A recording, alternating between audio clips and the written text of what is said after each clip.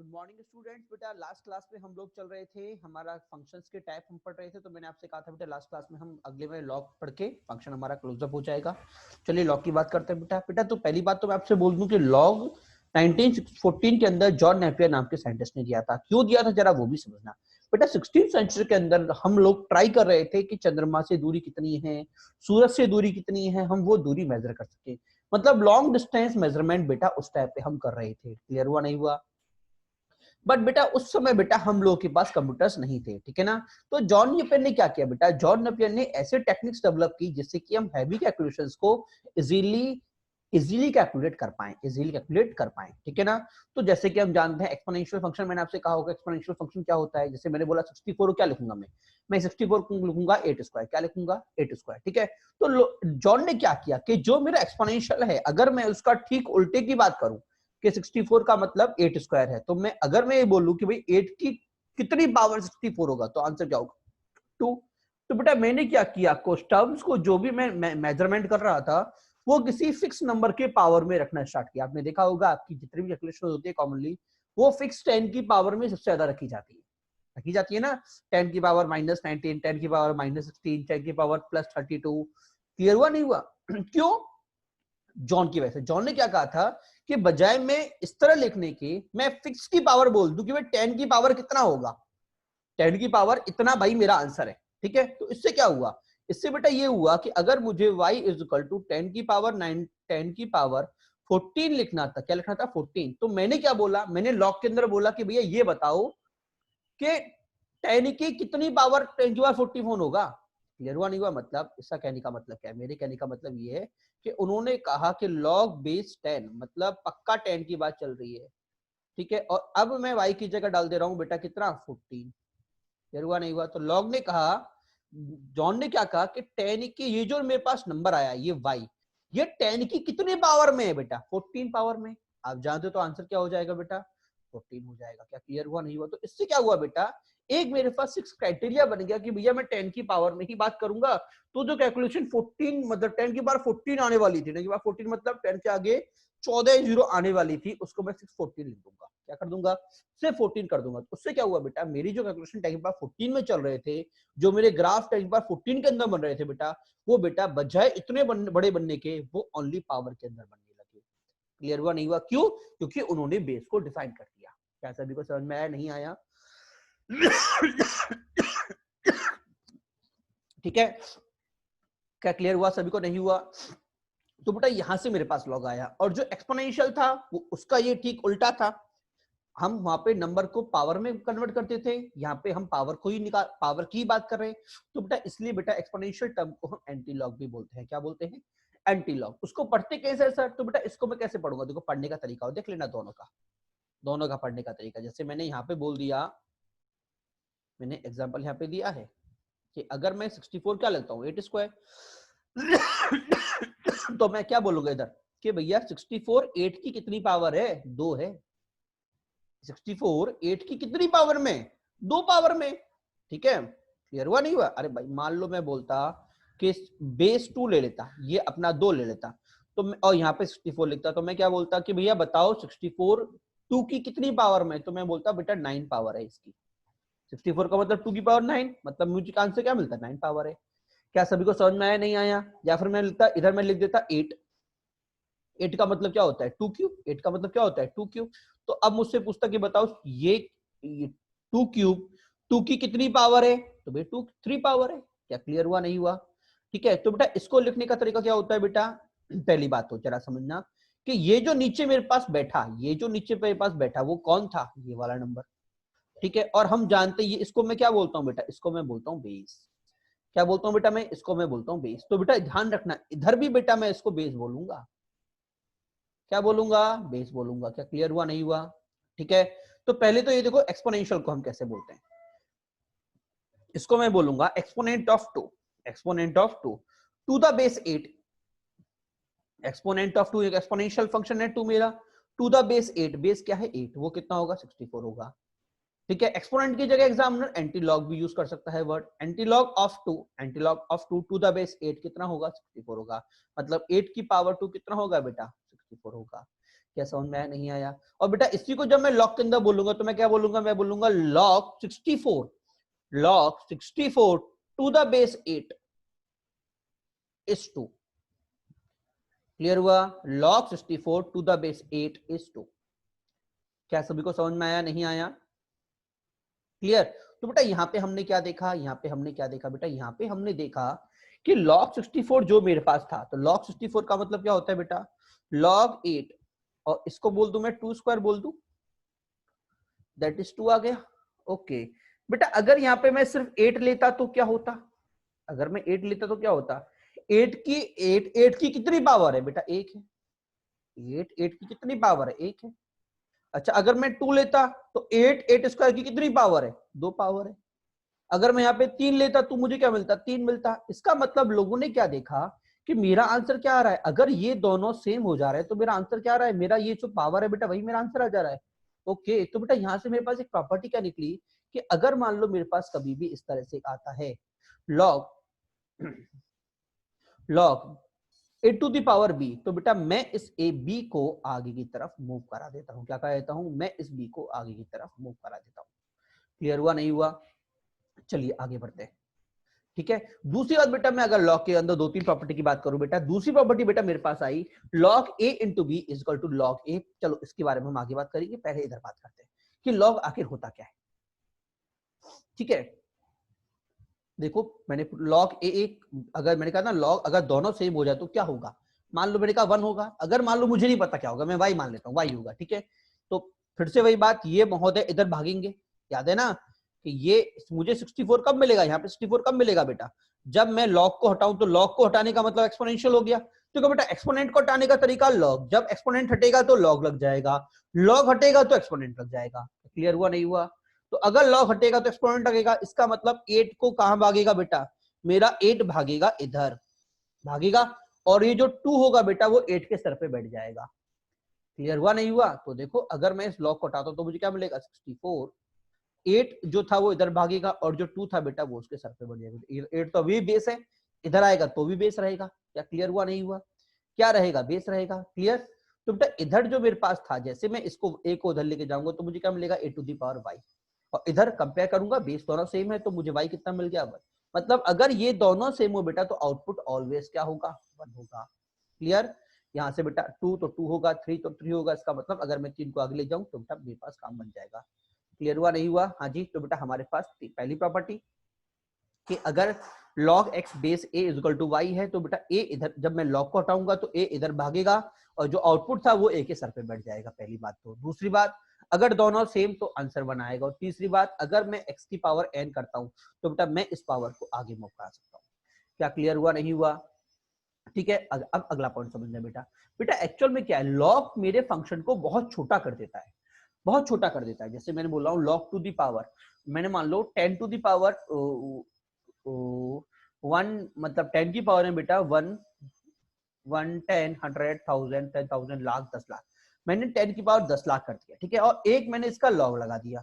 अगर बेटा मैं दोनों को डिवाइड करता हूं तो बेटा मुझे आंसर अप्रोक्सीमेटली 0 मिलेगा। देखो कैसे, लॉग है, पहली बात तो लॉग है तो पावर आगे जाएगा, पावर आगे जाएगा, बेस 10 रखूंगा ऑब्वियसली बात, तो ये तो हो जाएगा 1, पावर मेरा आगे जाती है बेटा, ये मुझे मिल जाएगा, मिलेगा नहीं मिलेगा?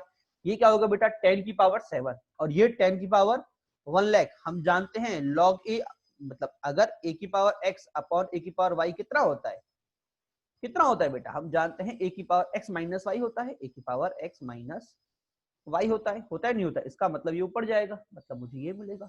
इसका मतलब सर मुझे लगभग पॉइंट के बाद 10 लाख जीरो आएंगे, उसके बाद 1 मिलेगा। तो समझ रहे हो कितना छोटा नंबर हुआ? क्लियर हुआ, नहीं हुआ? इसका मतलब क्या है, इसका मतलब बेटा ये है कि अगर मैं x को बहुत बड़ा नंबर कर दूं, मतलब गोज़ टू इनफिनिट कर दूं, तो log x अपॉन x बेटा मुझे 0 मिलेगा। क्या क्लियर हुआ, नहीं हुआ? एक बात और बेटा, अभी मैंने आप समझाया था कि log और एक्सपोनेंशियल ठीक एक दूसरे के उल्टे होते हैं, तो बेटा ये दोनों एक दूसरे के इनवर्स भी बोले जाते हैं। मतलब ये जो log है, अगर log को हटाऊंगा तो e मिलेगा, e को हटाऊंगा तो मुझे log मिलेगा। ठीक है, तो बेटा ये तो मेरा log का ग्राफ होता है, गिरता हुआ ग्राफ, बूढ़ा ग्राफ। क्यों? जैसे जैसे x बढ़ेगा बेटा, x की वैल्यू में बहुत रैपिड चेंज आएंगे, बट y में चेंजेस कम होते जाएंगे, तो बेटा आगे जाने पे ये ग्राफ लगभग ऐसा हो जाएगा, बढ़ता तो रहेगा बट बहुत धीरे धीरे धीरे धीरे बढ़ेगा। क्लियर हुआ नहीं हुआ? ठीक, अगर मैं इसका मिरर इमेज बनाऊंगा तो बेटा ध्यान रखना, कभी भी हम इनवर्स की बात करते हैं तो उस ग्राफ का अगर मैं y इक्वल टू x में मिरर इमेज बनाता हूं तो बेटा मुझे उस फंक्शन का इनवर्स मिल जाता है। क्या मिल जाता है? इनवर्स। ठीक है, या फिर मैं बोलूं उल्टा, ठीक, उल्टा एंटी। ठीक है, तो बेटा y इक्वल टू e की पावर x और log x एक दूसरे की मिरर इमेज होते हैं y इक्वल टू x के अंदर। क्लियर हुआ नहीं हुआ? इधर बेटा मैं एक बात और बोलता हूं कि जो जॉन नेपियर थे बेटा, उन्होंने जब ये बात बोली तो उन्होंने एक दो कांस्टेंट फिक्स डिफाइन कर दिए कि जिनका हम यूज बहुत ज्यादा करते हैं। एक तो बेस 10 का, ठीक है, और बेटा एक बेस ई का। जो ई था बेटा उसको उन्होंने नाम दिया क्या? Napier constant. क्या नाम दिया? Napier constant. वैल्यू क्या थी? 2.71। ठीक है ना? अब बेटा इन्होंने नाम नेपियर दिया। ई के बारे में बेटा और भी कई सारे नाम है। ई को कई बेटा कई लोग एक्सपोनेंशियल कांस्टेंट भी बोलते हैं। क्यों? एक्सपोनेंट के अंदर भी बेटा हम इसको यूज करते हैं इस तरह से, तो उसको एक्सपोनेंशियल कांस्टेंट भी बोलते हैं। नेपियर ने लॉग में यूज किया, हाँ जी, नेपियर ने लॉग में यूज किया तो बेटा हमने इसको नेपियर कांस्टेंट बोल दिया। एक्सपोनेंट में किसने यूज किया था बेटा? एक्सपोनेंट में बेटा इसने ये यूज किया था यूलर ने। किसने यूज किया था? यूलर ने। फर्स्ट टाइम यूलर ने यूज किया था। ठीक है, तो इसका नाम एक यूलर कांस्टेंट भी है। तो ध्यान रखना बेटा, ई के कई नाम है। एक्सपोनेंट के अंदर यूलर ने यूज किया था तो यूलर कांस्टेंट हो गया। एक्सपोनेंट के अंदर यूज हुआ बेसिक एक्सपोनेंट यही था तो एक्सपोनेंट कांस्टेंट हो गया। लॉग में नेपियर ने यूज किया तो नेपियर कांस्टेंट हो गया। क्या क्लियर हुआ नहीं हुआ? हाँ जी, ठीक है, चला समझना। तो बेटा मेरा ग्राफ कैसे बना? बेटा मेरा ग्राफ ये बना। अब एक बात और समझना बेटा, मेरा ए क्या था? बेटा मेरा ए बेस था। मेरा ए बेस था। ठीक है, तो बेटा अगर मैं बेस मेरा अगर 0 से बड़ा 1 से बड़ा है, अगर मेरा बेस 1 से बड़ा है तो बेटा मेरा ग्राफ बढ़ता हुआ होगा। मतलब अगर मैं बात बोलूं कि अगर मान लो मैं 2 की पावर x की बात कर रहा हूं, ठीक है, एक मैं कर रहा हूं y इक्वल टू 2 की पावर 1/2 की पावर x। ठीक है, अब एक बात मुझे आप ही बताना कि अगर मैं x को बढ़ाता हूं तो इसमें वैल्यूज मुझे क्या मिलेगी? बढ़ती मिलेगी। x को 1 रखूंगा तो 2, x को 2 रखूंगा तो 4, 3 रखूंगा तो 8 मिलेगा। बट यहाँ पे क्या मिलेगी? 2, उसके बाद 1/4, उसके बाद 1/8। मतलब अगर मेरा बेस छोटा है, 1 से छोटा है, इसका मतलब मेरा जो फंक्शन होगा वो गिरता हुआ होगा, डिक्रीजिंग होगा। x के बढ़ाने पे y गिरेगा और अगर मेरा a बड़ा है तो x के बढ़ाने पे y बढ़ेगा। क्या क्लियर हुआ नहीं हुआ? इसका मतलब अगर मेरा a ग्रेटर देन 1 है तो बेटा ये वाला ग्राफ बनेगा, x बढ़ेगा y बढ़ेगा, x बढ़ेगा y बढ़ेगा।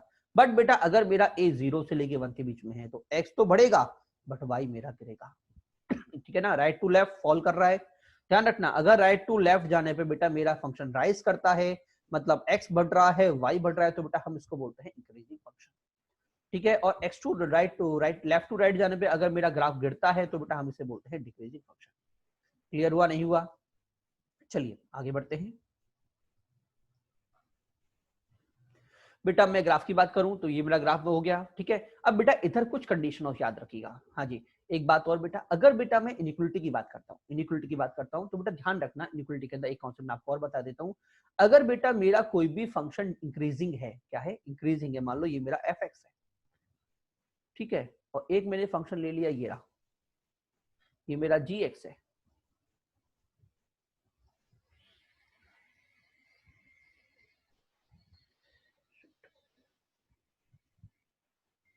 हाँ जी, ये मेरा g है। ठीक है, अब काम की बात समझना। अगर बेटा मैं इधर 2 पॉइंट खींच देता हूं, x1 x2, तो इसका आउटपुट क्या होगा बेटा? ये क्या होगा बेटा? मेरा fx1 होगा बेटा। ये आउटपुट क्या होगा बेटा? ये होगा बेटा मेरे पास fx2 होगा, नहीं होगा? ठीक है, इधर ही बेटा मैं अगर 2 आउटपुट खींचता हूं इस तरह से, तो ये क्या होगा? x1, ये क्या होगा? x2, ये क्या होगा बेटा? gx1 x1 होगा बेटा। ये वाला पॉइंट क्या होगा बेटा? ये वाला पॉइंट होगा gx2। ठीक है, अब बेटा काम की बात समझना। बेटा देखो, मैं जानता हूं कि x2 मेरा, दोनों केस में x2 मेरा x1 से बड़ा है कि नहीं है? इधर भी बड़ा है और इधर भी बड़ा है। ठीक है, क्या है? बड़ा है। ठीक है, जैसे ही बेटा मैं x के ऊपर फंक्शन अप्लाई करूंगा, क्या अप्लाई करूंगा? फंक्शन, तो मुझे इधर क्या मिलने वाला है? इधर मुझे मिलने वाला है fx2। fx1 मिलेगा नहीं मिलेगा? और मुझे बताओ fx1 बड़ा कि fx2 बड़ा? fx2 बड़ा, मतलब मुझे ये वाला साइन मिलेगा, मिलेगा नहीं मिलेगा? क्लियर हुआ नहीं हुआ? वही बेटा सेम जब मैं इधर बात करता हूं तो इधर मुझे क्या मिलेगा? gx1, और इधर क्या मिलेगा बेटा? gx2। ठीक है, अब मुझे बताओ x1 बड़ा कि x2 बड़ा? gx1 बड़ा, हाँ जी उल्टा लिख दिया बेटा मैंने, ये x2 है ये x1 है, तो ये 2 आएगा ये 1 आएगा, ठीक है ना? x2 इसमें मेरा x2 बड़ा है x1 छोटा है।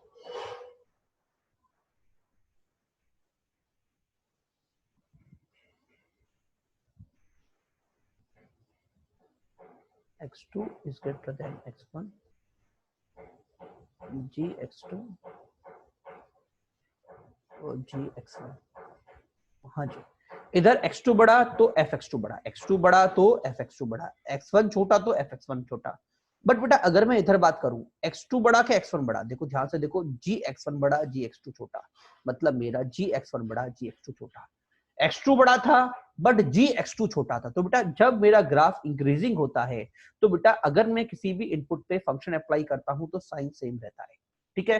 बट अगर बेटा मेरा ग्राफ डिक्रीजिंग होता है और अगर मैं फंक्शन में साइन अप्लाई करता हूं बेटा, तो बेटा साइन चेंज हो जाता है, तो बेटा ध्यान रखना, इंपॉर्टेंट कॉन्सेप्ट है, ठीक है? जैसे कि मैं इधर बात करता हूं, इधर मैंने लिया 4, इधर मैंने लिया 0.4। 4 होने का मतलब ग्राफ इंक्रीजिंग कुछ ऐसा, 0.4 होने का मतलब ए मेरा 1 से छोटा, मतलब ग्राफ डिक्रीजिंग कुछ ऐसा, ठीक है ना? कुछ ऐसा। तो बेटा दोनों में ध्यान रखना, अगर ये इंक्रीजिंग ग्राफ है इसका मतलब जब मैं इनइक्वालिटी को हटाऊंगा तो साइन सेम रहेगा, इनइक्वालिटी लॉग हटा तो 4 इधर भागेगा, 4 की पावर 0, मुझे मिलेगा x इज ग्रेटर देन 1। देखो ये बेटा ये वाला पॉइंट होता है बेटा मेरे पास में, ये पॉइंट क्या होता है 1, मतलब x 1 से बड़े के लिए ये ग्राफ ऑलवेज पॉजिटिव होगा, ठीक है? इधर मैं बात करूं, इधर जैसे 0.4 इधर जाएगा तो पावरफुल लगेगा, बट जैसे बेटा मैंने लॉग रिमूव किया, फंक्शन को हटाना या लगाना दोनों में बेटा साइन ऑफ इक्वलिटी चेंज हो जाता है। अगर मेरा ग्राफ क्या है डिक्रीजिंग है तो लेस देन से क्या हो, ग्रेटर देन से क्या हो गया लेस देन, इसका मतलब x लेस देन 1 के लिए मुझे क्या मिलेगा? Graph positive. तो ये मेरा 1 था, इससे ऊपर के ग्राफ मेरा क्या है? पॉजिटिव। क्लियर हुआ नहीं हुआ? तो वही increasing graph inequality sign same, decreasing graph inequality sign change. Clear हुआ नहीं हुआ? ग्राफ बेटा मेरे दो हो गए, ये वाले और ये वाले, ठीक है? अब बेटा इधर एक दो चीज और देखना जरा काम की बात, कि ग्राफ में ये वाला पॉइंट सर कैसे निकला? बेटा अगर मैं लॉग के अंदर, अगर मैं लॉग के अंदर ये 1 कर दूं, ये बेस a और ये y, ठीक है? अब बेटा काम की बात समझना, अगर बेटा ये 1 हो गया तो 1 is equal to a to the power y होगा नहीं होगा? अब बेटा a कुछ भी हो सकता है, a 2 लू 3 लू 4 लू, तो y को मैं क्या रखूं कि मुझे ऑलवेज 1 मिले? तो बेटा y को मुझे हमेशा 0 रखना पड़ेगा। क्या रखना पड़ेगा? 0। तो इसे क्या बोलूंगा मैं? 1 is equal to a to the power 0 is equal to y to the power a to the power y। 1 को मैं लिख दिया a to the power 0, a to the power 0 1 ही होता है, और इधर a to the power y, तो बेटा यहाँ से y कितना आ गया? y आ गया 0, मतलब 1, 0। x मेरा 1 था तो y कितना आया? 0। तो बेटा ये वाला पॉइंट मुझे मिल गया। क्या क्लियर हुआ नहीं हुआ? अब दो तीन चीज और समझना बेटा पूरे खेल में, कि जो मेरे पास log ax होता है, log ax होता है, पहली बात तो बेटा x मेरा कभी भी नेगेटिव नहीं होता, कभी भी नेगेटिव नहीं होता। सर क्यों नहीं होता? क्योंकि बेटा मैं जानता हूं कि कभी ना कभी ये y होगा, आउटपुट की बात करूंगा, और जब मैं y को निकालूंगा तो y मेरा x मेरा y a to the power y होगा, होगा नहीं होगा? a to the power y होगा। और बेटा मैं अगर a to the power y की बात कर रहा हूं तो एक्सपोनेंशियल फंक्शन ऑलवेज पॉजिटिव होता है, मैंने आपको बताया था। a कभी नेगेटिव नहीं होता, एक्सपोनेंशियल का बेस कभी भी नेगेटिव नहीं होता। तो बेटा ये ग्राफ, क्योंकि अगर एक्सपोनेंशियल का बेस नेगेटिव हो गया तो मान लो मैं 2 मान लेता हूँ, और अगर y मेरा कभी ना कभी 1/2 भी होगा रियल के अंदर है तो ये क्या हो जाएगा बेटा? इमेजिनरी नंबर हो जाएगा। और मैंने कहा था फंक्शन का मतलब, कैलकुलस का मतलब मैं रियल पार्ट को ही डील कर रहा हूँ, ठीक है ना? तो बेटा इसका मतलब x हमेशा पॉजिटिव रहेगा। दूसरी बात बेटा, ये जो a है, मैंने कहा ना a कभी नेगेटिव नहीं होगा, अंदर वाला कभी भी नेगेटिव नहीं होता, मतलब a को भी 0 से बड़ा होना पड़ेगा। क्लियर? और तीसरा कॉन्सेप्ट बेटा, a कभी भी 1 नहीं होगा। क्यों सर? क्यों सर? बेटा अगर ये 1 हो गया तो बेटा इनपुट और आउटपुट पे आपका कोई भी कंट्रोल नहीं रहेगा, क्योंकि x और y में कुछ भी पुट करूं, अगर ये 1 है तो y में कुछ भी पुट करूं बेटा x मुझे हमेशा 1 ही मिलेगा, और मेरी आउटपुट y है जिसपे मुझे कंट्रोल होना चाहिए, तो बेटा वो कंट्रोल लूज हो जाएगा। इसी वजह से बेटा मैं a को कभी 1 पुट नहीं करता। तो लॉग की कंडीशन, 3 कंडीशन क्या बेसिक, अगर लॉग फंक्शन है तो उसकी 3 कंडीशन होनी चाहिए, कि एक तो उसका x हमेशा 0 से बड़ा होगा, a हमेशा 0 से बड़ा होगा, और a मेरा कभी भी 1 नहीं होगा। क्या क्लियर हुआ नहीं हुआ? वही a 0 से बड़ा a 1 नहीं होगा। आर जीरो से बड़ा, और जो रेंज होगी मेरी वाई बिलोंग्स टू आर होगा, मतलब वाई पूरे को कवर अप कर सकता है। ठीक है, चलो क्वेश्चन की बात कर लेते हैं। एक क्वेश्चन क्वेश्चन क्या बोल रहा है बेटा कि मुझे बताओ ये फंक्शन कब डिफाइन करेगा। डिफाइन का मतलब सीधी सी बात है, डिफाइन का मतलब ये क्वेश्चन में सॉल्व करने बैठूं तो एक्स की क्या क्या पॉसिबल वैल्यूज को मैं इनपुट में डाल सकता हूं। तो बेटा कंडीशन चेक कर लेते हैं। पहली बात तो ए जीरो नहीं होना चाहिए। इसको डिफाइन की प्रॉपर्टी क्या थी, ये कब डिफाइन करेगा, जब ये सारी फुल प्रॉपर्टीज फुलफिल होंगी। ठीक है ना, तो ए जीरो जीरो वन नहीं होना चाहिए, जीरो से बड़ा। तो ए कितना है बेटा मेरा 8 है, जीरो नहीं है, सॉरी 1 नहीं है और जीरो से बड़ा है, इसका मतलब ये दोनों प्रॉपर्टीज फुलफिल। अब कौन सी बच्ची के अंदर वाला ऑलवेज पॉजिटिव, मतलब ये वाला always positive, that is x square minus 8/x greater than 0। ठीक है, इधर बेटा मैंने आपको लिखा है कि बच्चा इसको इधर ले आता है और फिर क्रॉस मल्टीप्लाई करके सॉल्व कर देता है। बेटा गलत हो जाएगा, क्यों, इक्वलिटी बेटा मैंने आपको बताया था कि जब तक किसी भी फंक्शन का साइन आपको पता ना हो आप उसका क्रॉस मल्टीप्लाई नहीं कर सकते। इधर बेटा एक्स का बेटा साइन आपके लिए अननोन है, तो बेटा आप इसे मल्टीप्लाई नहीं कर सकते। तो क्या करोगे बेटा, मैंने आपसे कहा था कि इनको एलसीएम लेके फैक्टराइज कर लो। एलसीएम ले लिया, मुझे क्या मिलेगा, x cube minus 8/x it's greater than 0, factor कर दिया, x minus 2 x square plus 4x plus 2 greater than 0। अब बेटा ये वाला जो पार्ट है अगर आप इसको देखेंगे बेटा तो बेटा इसका d क्या आएगा, बेटा इसका d आएगा नेगेटिव।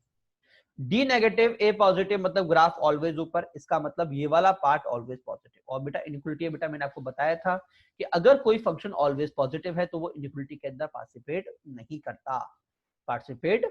करता। इसका मतलब मेरे रूट सिर्फ इससे और इससे निकलेंगे। वो दो रूट कौन कौन से बेटा, 0 यहां से निकल गया और 2 बेटा यहां से निकल गया। उसके बाद plus minus plus, plus minus plus, और मुझे क्या चाहिए, ग्रेटर देन 0। तो बेटा आंसर क्या हुआ बेटा, माइनस इनफाइनाइट से 0 और 2 से इनफाइनाइट। क्या क्लियर हुआ, नहीं हुआ, हाँ जी। तो बेटा ये मेरा डिफाइन हो गया। ठीक है, सेम क्वेश्चन एक और कर लेते हैं इस टाइप का। फिर से पूछा है डिफाइन कब होगा, तो वही प्रॉपर्टी, पहली बात तो डिनोमिनेटर 0 से बड़ा, 0 से बड़ा। दूसरी बात ये बेस मेरा 1 नहीं होगा, 1 नहीं होगा। तीसरी बात इनपुट मेरा 0 से बड़ा। तो कंडीशन डाल दी, तो यहाँ से क्या आया बेटा, यहाँ से मेरे पास आया कि फंक्शन हमेशा 2 से बड़ा होगा। यहाँ से आया फंक्शन मेरा 3 नहीं होगा, और यहाँ से आया बेटा फंक्शन मेरा 4 से बड़ा होगा। ठीक है, नंबर लाइन पे पुट कर लेते हैं। पहली बात तो 3 नहीं होगा तो 0 डाल दूं, 3 पे 0 डाल दिया। 2 से बड़ा तो ये वाला, 4 से बड़ा तो ये वाला। तो आंसर क्या आया बेटा, आंसर मेरा मुझे मिला 4 से। क्या क्लियर हुआ, नहीं हुआ, ठीक है ना बेटा। ध्यान रखना एग्जामिनर इतना इजी नहीं देगा, एग्जामिनर थोड़ा कंफ्यूज भी कर सकता है। एग्जामिनर आपसे ये भी बोल सकता है कि भैया इसको बजाय ऐसे लिखने के इसको x 4 माइनस एक्स लिखेगा। क्या लिखेगा, 4 माइनस एक्स, 4 माइनस एक्स मतलब 4 माइनस एक्स, कुछ इस तरह से हो जाएगा। और मैंने कहा था अब मुझे साइन ऑफ इक्वलिटी चेंज करना पड़ेगा क्योंकि एक्स को नेगेटिव नहीं रखता। तो बेटा ये लेस देन हो जाएगा। तो बेटा इस बार मुझे जो ग्राफ मिलेगा अब वो बेटा मुझे ये वाला मिलेगा। ये तो कॉमन जोन कौन सा आया, ये वाला। तो बेटा बच्चा आंसर सीधे 4 से 4 दे देता है, बट हमको 3 को रिमूव करना पड़ेगा, तो -3 भी लगाना पड़ेगा। ठीक है, कब, अगर मैं 4 माइनस एक्स लेता हूं तो। ठीक है ना, चलो आगे बढ़ते हैं।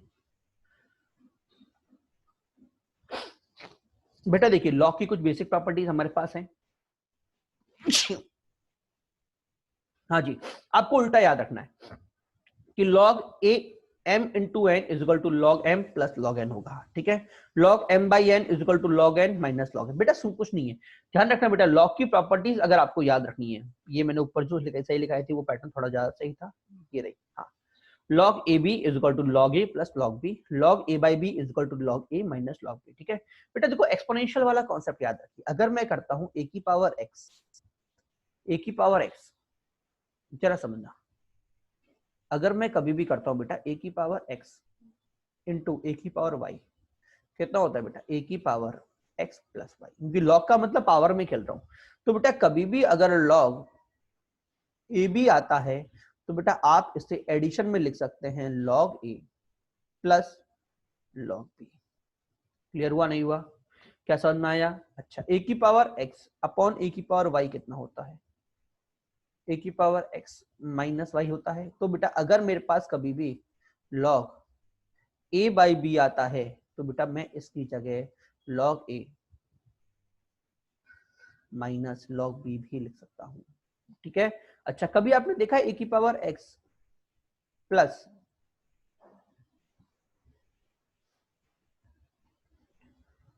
a की पावर y के लिए कोई फॉर्मूला कभी देखा है क्या, नहीं देखा। तो बेटा ध्यान रखना, बच्चे इसको बहुत बड़ी गलती करते हैं। Commonly log a plus b को लिख देते हैं लॉग ए इंटू लॉग बी, ठीक है, जो कि नहीं होता, ठीक है ना। अंदर a इंटू बी है तो बाहर टूटेगा, बट अंदर अगर प्लस में है तो बाहर मल्टीप्लाई नहीं होगा, ध्यान रखना। अगर अंदर मल्टीप्लाई में है तो लॉग इसको टुकड़ों में तोड़ देगा और खुद बीच में प्लस बैठा लेगा, बट अगर अंदर प्लस में है तो कुछ नहीं करेगा, आपको पता होगा ये कुछ नहीं करता। क्लियर? तो बेटा ध्यान रखना, एक्सपोनेंशियल फंक्शन की जो पावर की प्रॉपर्टी होती है वही मेरी लॉग की प्रॉपर्टी हो जाएंगी। Clear? Is it clear to all? हाँ जी, चलिए आगे चलते हैं, ठीक है। पहली दो प्रॉपर्टीज हमारी हो चुकी है, तीसरी प्रॉपर्टी मैंने बोला था पावर मेरी आगे आ जाती है, मेरी पावर आगे आ जाती है। ए हमेशा बड़ा, ए 1 नहीं होगा, एम हमेशा पॉजिटिव, ठीक है। अगला बेटा हम देखते हैं, बेटा मेरे पास है फंक्शनल आइडेंटिटी। फंक्शनल आइडेंटिटी क्या बोलती है बेटा कि a to the power log ax is equal to x होता है, ठीक है। और दूसरी बेटा मेरे पास प्रॉपर्टी बोलती है बेस चेंज प्रॉपर्टी कि अगर a log b a to the power log x base b है तो बेटा मैं x को इंटरचेंज कर सकता हूँ, मतलब x को इधर ला सकता हूँ और बेटा a को इधर ला सकता हूँ, ठीक है ना। इसे मैं बोलता हूँ बेस चेंज प्रॉपर्टी। कैसे आया कैसे आया कैसे आया? कुछ नहीं है, लॉलीपॉप है, बताता हूँ कैसे। देखो पहली बात कर लेते हैं, a log ax, मुझे नहीं पता क्या है, मैं y मान लेता हूँ, सिंपल सी बात है, क्या मान लेता हूँ y, मुझे नहीं पता क्या है। अगला काम मैं जानता हूं, अगर पावर को रिमूव करना है तो मुझे लॉग लगाना पड़ेगा, एक्सपोनेंशियल को हटाना है तो मुझे लॉग लगाना पड़ेगा। तो बेटा जैसे मैं लॉग लगाऊंगा, क्या लगाऊंगा, जैसे मैं लॉग लगाऊंगा मुझे क्या मिलेगा, देखना जरा देखना, इधर मुझे मिलेगा log a to the power log a x मिलेगा, बेस में ए में ही ले लेता हूं दोनों तरफ, लॉग बेस ए वाई मिलेगा। हाँ जी मिलेगा, नहीं मिलेगा? क्लियर हुआ नहीं हुआ? अब मैं जानता हूं बेटा कि ये मेरा इसकी पावर में है, तो पावर आगे आ जाती है, पावर कहाँ हो जाती है, पावर आगे आ जाती है। इसका मतलब ये जो बिंदु है वो उछल के कहाँ चला जाएगा बेटा, वो उछल के चला जाएगा आगे, मतलब मुझे मिल जाएगा लॉग ए एक्स, मिलेगा नहीं मिलेगा? अब जरा ध्यान से देखो बेटा, इसकी वैल्यू कितनी बेटा, इसकी वैल्यू हो गई 1, कितनी हो गई 1, तो मुझे क्या मिला, ये इस 1 का मतलब ये हटा दूं, इसको मैं हटा दूं, ये हट गया। अब जरा कंपेयर करना, दोनों तरफ लॉग है, बेस दोनों का ए है, तो x क्या y क्या आ गया बेटा, मेरे पास y is equal to x आ गया। इसका मतलब ये क्या आ गया बेटा, ये मेरा x आ गया, पहली प्रॉपर्टी। क्लियर? क्या समझ में आया नहीं आया? हाँ जी। अच्छा अच्छा, एक बात और, अगर सर दूसरी प्रॉपर्टी कैसे प्रूव करेंगे, जब दोनों का बेस सेम नहीं था, जब यहाँ पे 1 था तो हमने कहा था इंटरचेंज हो जाएगा, चलो वो भी देख लेते हैं, वापस y पुट कर लेते हैं, कोई दिक्कत तो नहीं है ना। हाँ जी, तो लॉग लूंगा तो बेटा इस बार ये तो बेस b रहेगा, रहेगा ही नहीं रहेगा। और बेटा इस बार जो मैंने लॉग लिया बेटा, क्या लिया इस बार बेटा, जो मैंने लॉग लिया वो बेटा इस बार मैं बेस बी के साथ लूंगा, क्योंकि यहाँ पे बेस बी था तो बेटा इधर भी बेस बी रहना ठीक रहेगा, बी ए, और इधर क्या आ गया, इधर भी लॉग बेस बी वाई होगा, ठीक है। अब बेटा मैं जानता हूँ a into b is equal to b into a होता है, तो बेटा मैं इसको उल्टा लिख देता हूँ, लॉग बी ए और यहाँ पे लॉग बी एक्स, कोई दिक्कत तो नहीं है? हाँ जी लिख सकता हूँ ना, मैंने आगे पीछे कर दिया, इधर मेरा एज इट इज ये बना हुआ है, ठीक है। अब बेटा अगर मैं वापस पावर में लेके जाऊं तो ये इस बार इसकी पावर में आएगा नहीं आएगा, तो जैसे बेटा ये इसकी पावर में आएगा मुझे क्या मिल जाएगा, मुझे मिल जाएगा log b x to the power log b a, और इधर क्या था लॉग बी वाई, ठीक है। Log b y log b हट गया, तो बेटा मुझे यहाँ से क्या मिला, y is equal to x to the power log a base b, और y को मैंने क्या माना था, y is equal to a to the power log x base b, तो ये y ये भी y के बराबर, ये भी y के बराबर, मतलब ये और ये आपस में इक्वल होंगे। क्या क्लियर हुआ नहीं हुआ? सेकंड प्रॉपर्टी बेटा मेरी प्रूव हो गई। क्लियर?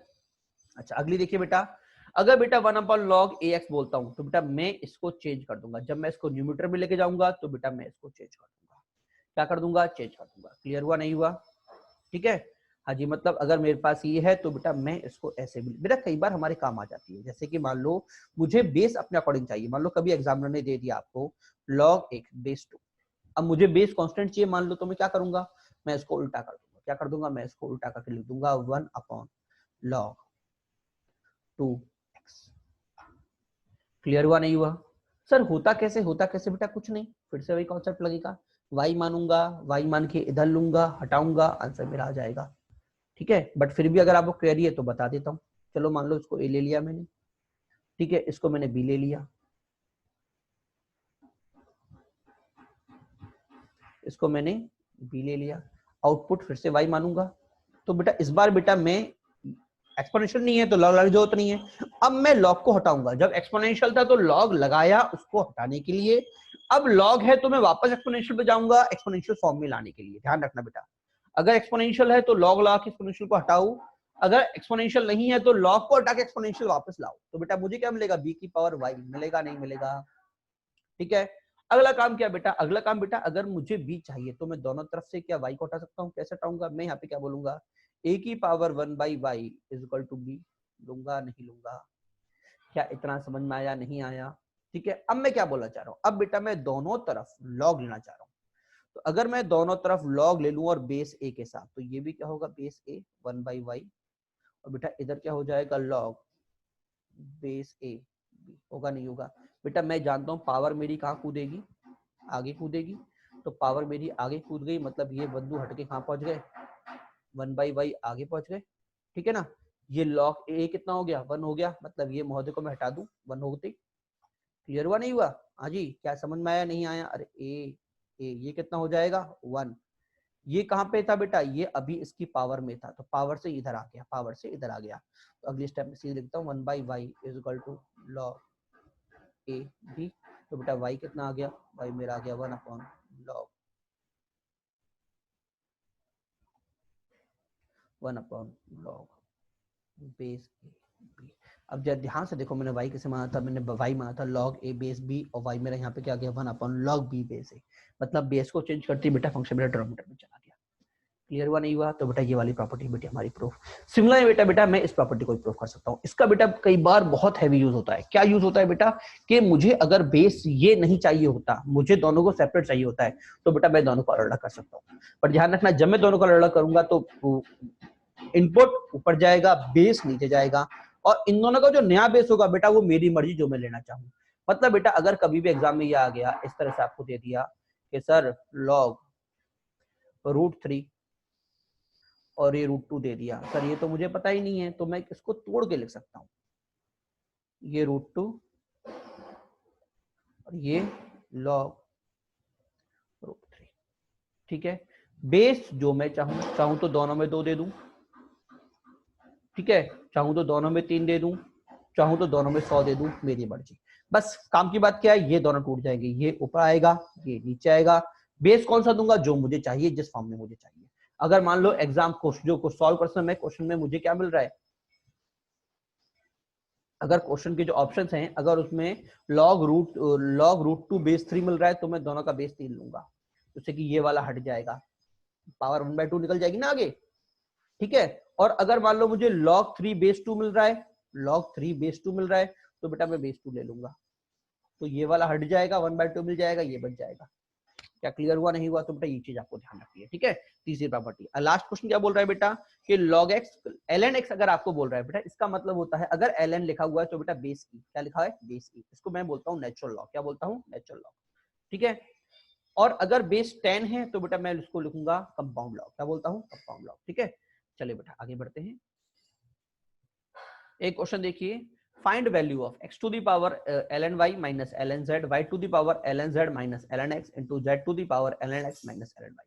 पहला काम तो पावर में a माइनस b है तो फ्रैक्शन में बांट दूं, तो x to the power y upon x to the power z, y to the power z upon y to the power ln x, z to the power ln x upon z to the power ln y। अब काम की बात समझना बेटा, मैंने आपसे क्या कहा था कि ये अभी कटपिट नहीं रहे, क्योंकि सब कुछ सेम सेम है, तो कुछ सोचो कि क्या मैं कर सकता हूँ। देखो किसी एक को पकड़ लो, x to the power x ln y। अब x और y का कहीं पेयर मिल जाएगा, देखो मुझे ये पेयर मिल रहा है x और y का, इसका मतलब अगर मैं इनको इंटरचेंज कर दूं, कर सकता हूं, तो बेटा मुझे सेम चीज मिलेगी नहीं मिलेगी, तो मैंने क्या किया, इसको इंटरचेंज कर दिया। ठीक है, सेम इधर इसके साथ देखो ये पेयर मिल रहा, ये रहा, तो मैंने इसको भी इंटरचेंज कर दिया। क्लियर हुआ नहीं हुआ? क्या कर दिया, इंटरचेंज कर दिया। तो कैसे किया, देखो y को z को इधर ले आया, y को ऊपर ले गया, तो मुझे क्या मिल गया, z इंटू। ठीक है, तो बेटा ये मेरा y हो गया। क्या समझ में आया, नहीं आया? तो बेटा ये दोनों मेरे कैंसिल आउट, इधर ये भी मेरे कैंसिल आउट, इधर ये भी मेरे कैंसिल आउट। क्या क्लियर? तो बेटा मेरा आंसर क्या आ गया, 1 आ गया। ठीक है, चलिए बेटा अगला टॉपिक बेटा इस चैप्टर का last topic, graph based on equality. बेटा देखिए ग्राफ पढ़ने के बेटा हमारे पास 3 तरीके होते हैं, using equality, using transformation, using calculus. बेटा ये दोनों टॉपिक हम 12th में पढ़ेंगे। अभी हम यूजिंग इक्वलिटीज हम पढ़ लेते हैं, ठीक है। बड़ा इजी होता है, बड़ा इजी हो, सबसे इजी बेटा यही होता है हमारा। पहली बात समझो कब यूज किया जाता है, वेव कर्व मेथड कब यूज किया जाता है। Wave curve method is applicable in those function whose factorization is possible. मतलब अगर किसी फंक्शन का फैक्टराइजेशन पॉसिबल है तो बेटा मैं उसको वेव कर्व मेथड से बना सकता हूँ, ठीक है। तो पहली क्वेश्चन बेटा मैंने ले ली x cube minus x square plus 11x minus 6। आपको याद होगा तो मैंने बताया था ये स्टैंडर्ड इक्वेशन है, इसके फैक्टर्स कौन कौन से 1 2 3 तो मैंने बोल दिया x minus 1 x minus 2 x minus 3 मतलब फैक्टराइजेशन पॉसिबल है। तो नंबर लाइन डाल दिया 3, नंबर लाइन पे डाल दिया ना, हाँ जी 1 2 3, 3 2 1। सबसे पहले पॉजिटिव, फिर नेगेटिव, फिर पॉजिटिव, फिर नेगेटिव, ठीक है। इधर बनाता हूँ x minus 1 x minus 2 x minus 3, ठीक है। तो नंबर लाइन पे 1 2 3 प्लस माइनस प्लस माइनस, मतलब बेटा 1 से पहले फंक्शन मेरा नेगेटिव था, मतलब नीचे से कहीं से आएगा, ठीक है। फिर पॉजिटिव हुआ, फिर पॉजिटिव से वापस नेगेटिव जाना है तो वापस ट्विल करके नीचे आएगा, फिर नेगेटिव रहेगा, फिर पॉजिटिव करना है तो फिर ऊपर जाएगा, फिर ऊपर निकल जाएगा। क्लियर हुआ नहीं हुआ? मतलब इसका जो ग्राफ था वो क्या बनेगा बेटा, ऐसा ग्राफ कुछ ऐसे बनेगा। क्लियर? तो हाँ जी, ये कहाँ कट करेगा बेटा, -6 पे। क्यों सर? बेटा जो भी पॉलिनोमियल का कांस्टेंट होता है बेटा, कर्व मेरा y को वहां पे कट करता है। x0 पुट कर दो मुझे -6 मिलेगा। क्या क्लियर हुआ नहीं हुआ? मेरा ग्राफ इस तरह बन जाएगा, ठीक है। जैसे मान लो उसका मुझे ग्राफ बनाना है x क्यूब माइनस 3x का, ठीक है। पहली बात तो फैक्टर कर दिए 0 √3 और √1, तो मैंने -√3 0 √1 प्लस माइनस प्लस, तो पहले उसके बाद वापस माइनस, तो पहले नेगेटिव में से आएगा प्लस होगा, फिर वापस नेगेटिव में जाएगा, फिर वापस पॉजिटिव में निकल जाएगा। क्या क्लियर हुआ नहीं हुआ? अच्छा सर, अगर आपने एक बात मुझसे हमसे बोली थी कि अगर स्क्वायर हो तो साइन चेंज हो, तो कैसे बनेगा? वही बात कर लेते हैं। पहले स्क्वायर का बना लेते हैं। स्क्वायर का तो लॉलीपॉप होता है, 2 पॉइंट बनेंगे। देखो फैक्टर कर दिए, 3 और 2 प्लस माइनस प्लस, तो ऊपर से आया प्लस से नेगेटिव में गया, वापस प्लस में चला गया, ठीक है। अब इधर देखना बेटा, देखो 2 पे मेरा फंक्शन साइन चेंज नहीं करेगा इस बार, 2 पे मेरा फंक्शन साइन चेंज नहीं करेगा, तो मैं कैसे बनाऊं?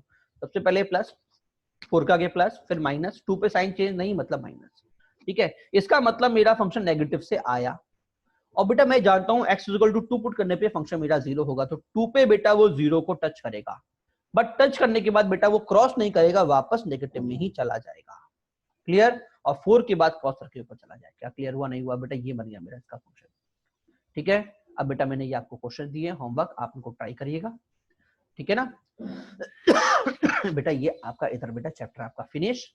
जो आपका फंक्शंस को हमको बेसिक पढ़ना था वो हम पढ़ चुके हैं। इसके बाद बेटा हम अगला चैप्टर अपना स्टार्ट करेंगे, ठीक है ना। अगर बेटा कोई भी डाउट हो तो आप मुझसे पूछ सकते हैं। व्हाट्सएप नंबर मैंने आपको पहले भी दे रखा है 8559